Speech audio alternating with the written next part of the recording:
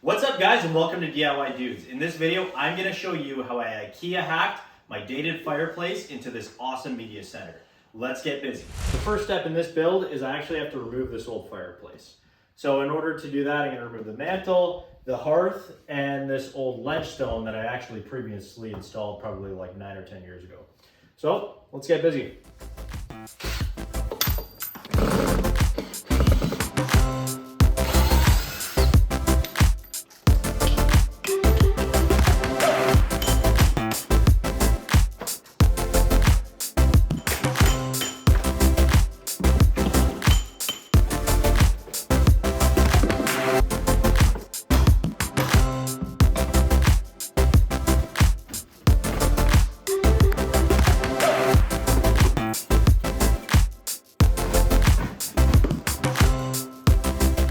So everyone's situation is going to be a little bit different for mounting these cabinets and building this fireplace, but in my case, I needed to build a false wall. So I've started with my top plate, or my bottom plate on the bottom here.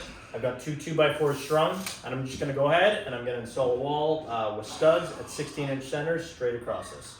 So from my wall to the mounting point of the cabinet, I've got 45.5 inches. So I'm going to go ahead and I'm going to make sure I place my next vertical post.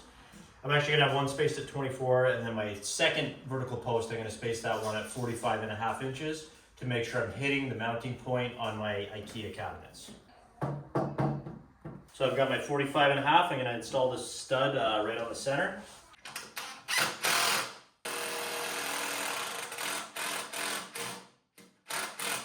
Yeah, that's good. So it'll be level once I pull it out slightly, which is actually giving me just enough clearance in front of this this ledge stone. So that's actually exactly what I wanted to do.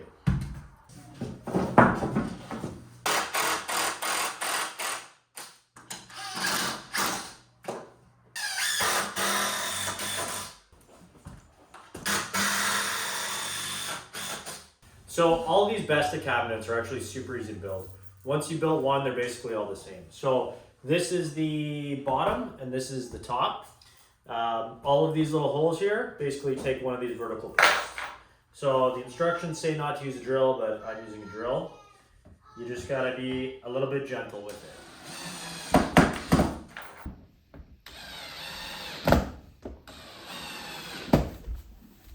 So now that I've got all my posts in, you take these, the vertical pieces,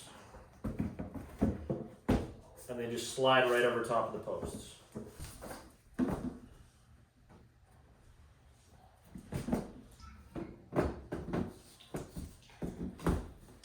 So once you get the vertical boards all installed, there's these little locking washers that you stick in the open holes. Just give it a quick screw and that locks it in place.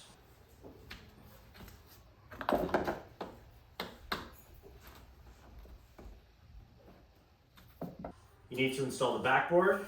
So these guys just fold out and then they slide into this track in the back. So now that the base, the vertical supports, and the back board is installed, I can go ahead and install the top. So basically these 6 pins just slide into the holes the same way the bottom did.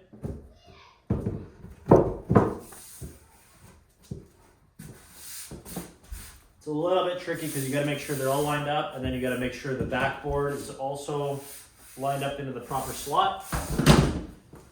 So same way we did the bottom, we're installing these locking washers.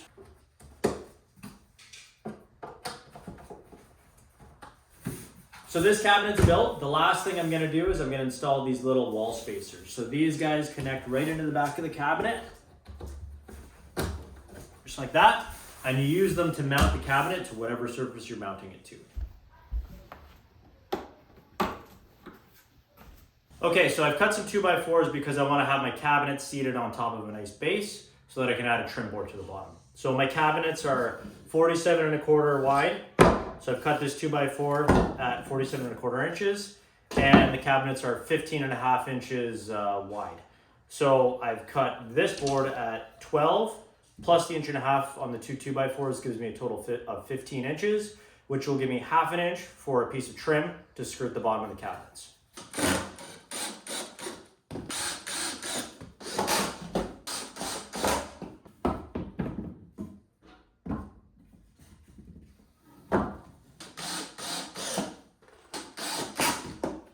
Okay, I'm gonna go ahead and install the base. As I go, I'm just gonna make sure it's level. Okay, so I've just started in one corner. Pretty good. I'm just gonna shim it a little bit. So this side is level from here to here. I'm just gonna move down the line.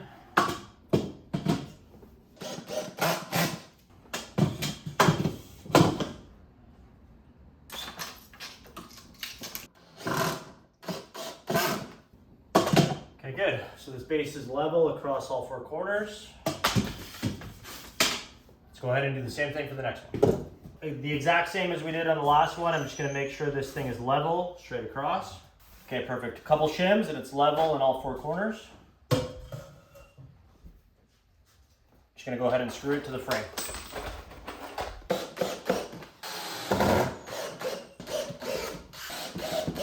All right, guys, I've got my false wall all finished up. Everything looks great. So honestly, everyone's situation is gonna be a little bit different. I would have loved to have just been able to do strapping and screw my cabinets to that. But in my case, because I had this fireplace and all this extra stuff going on, I wasn't able to screw any 2x4s directly to the studs there. So I had to go ahead and build a whole false wall. Maybe you'll have to do that too. And if you do, honestly, the key thing is you need some vertical posts at the spacing for the cabinets. So these are spaced at 45.5 inches so that my cabinets can be mounted right to the studs. This thing is very strong. It's screwed very stably. It's not going anywhere. And I've got my base for the cabinets level with the floor, so I can set my cabinets right on top of that. They'll go vertical and get screwed to this. Now I'm ready to go ahead and hang the cabinets.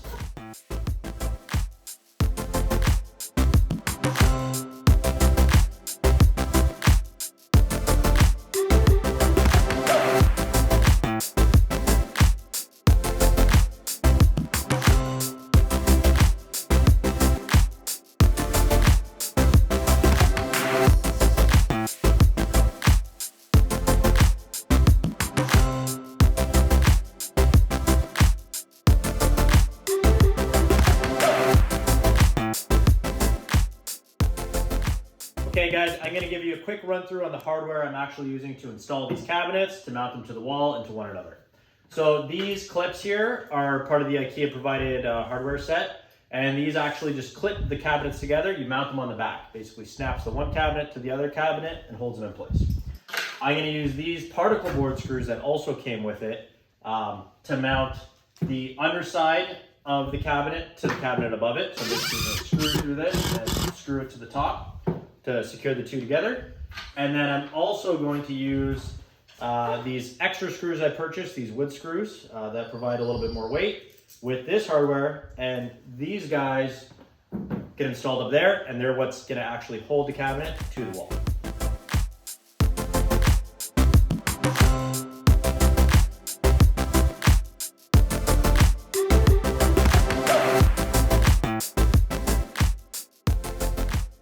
So for my wall face, I'm gonna go ahead and I'm gonna actually build this in 3 different pieces. So my bottom piece is gonna form the base for the fireplace mount, and I want my fireplace to sit at about 24 inches off of the floor. So this section I framed with 2x4s is simply the base in which the fireplace is gonna rest on. I'm gonna go ahead and I'm gonna slot that in place, and then I'm gonna build off of that for my, my next sections, which are gonna form the rest of the wall face, where I'm gonna mount the TV eventually too.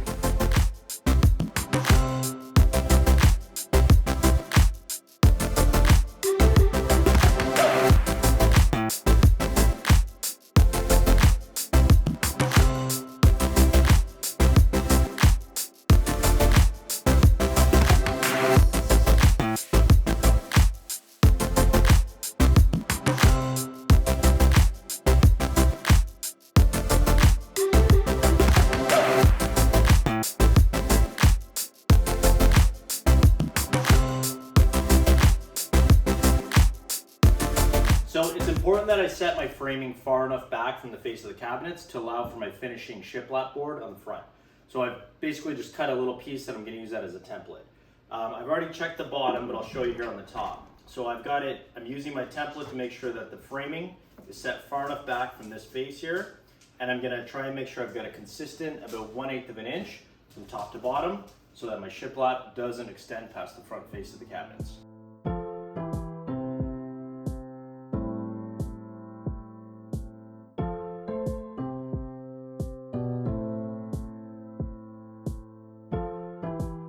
Okay, so I've got my top frame installed. The fit looks pretty good. And then I'm gonna make sure that this wood frame is secured to the cabinets by screwing from the inside of the cabinet into the 2x4 to hold this thing steady. Once I'm done, I'm also gonna strap a couple 2x4s just to give it some added strength to mount the frame back to the false wall I built previously in the build.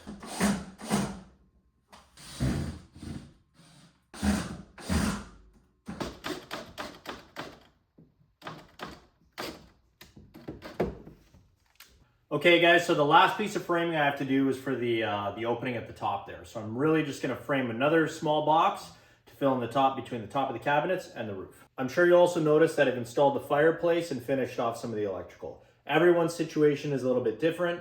In your situation, follow the instructions for your fireplace installation kit, and then I always recommend to hire a licensed electrician to complete your electrical.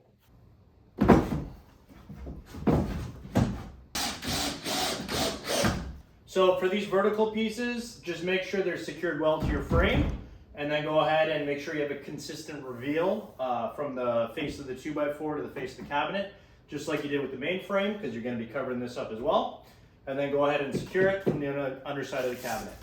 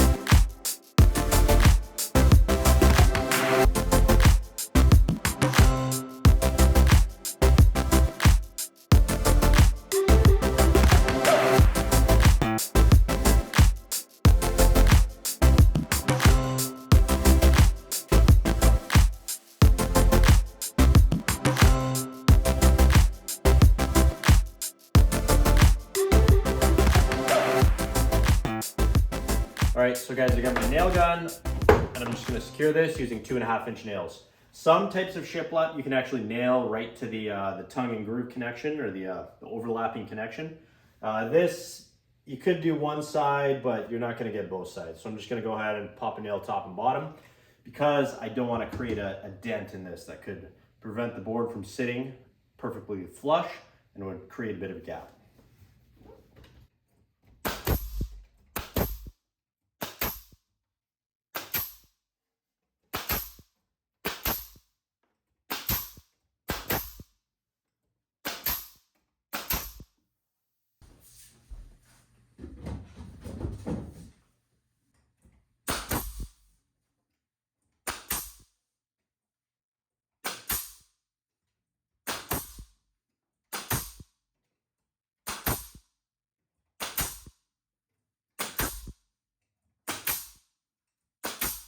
So my next spot I've got to cut out around this plug here. So basically I'm just gonna add my piece here. I'm gonna field fit a few measurements. So what I'm gonna do is, I've got the piece that I'm gonna put in place.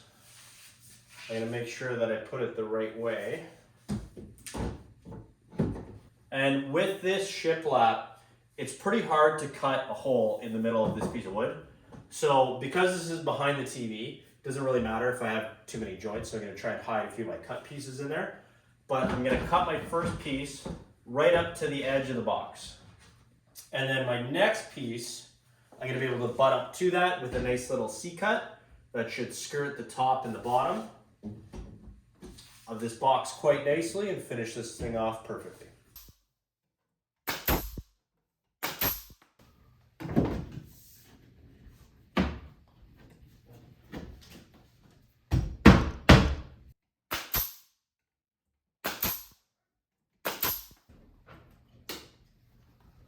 So once I get my plug on there, cover plate will cover up all these rough cut edges. TV will be in front of that anyway, but this is gonna look great. So before I get too far ahead, I wanna make sure I have a good plan to run my HDMI cables.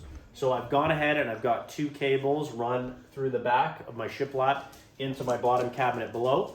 And I'm gonna use this retrofit HDMI cable mount to mount it to the front face of my shiplap. So I got a 2-pack off of Amazon for 20 bucks. Check out the video description for a link to this product. This is an awesome little retrofit product. So I'm basically gonna drill a hole here and the HDMI cable fits onto the extension piece screws into the mount, and the whole thing gets screwed onto the shiplap, and it's gonna finish with, beside my electrical plug, 2 beautiful HDMI ports.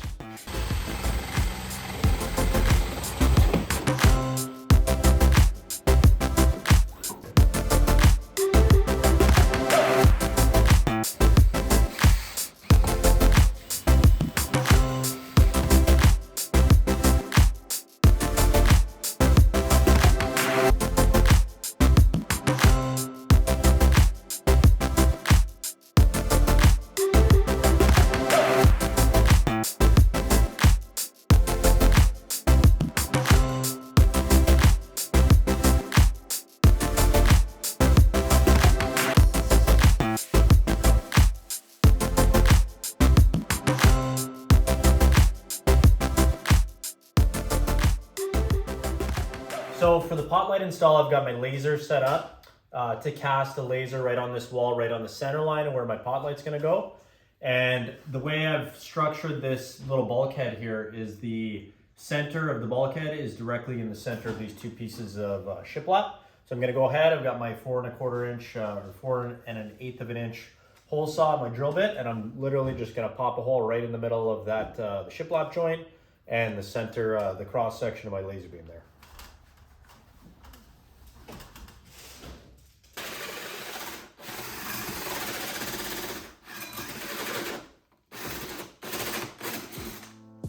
Perfect hole, and there's the wire for my pot light.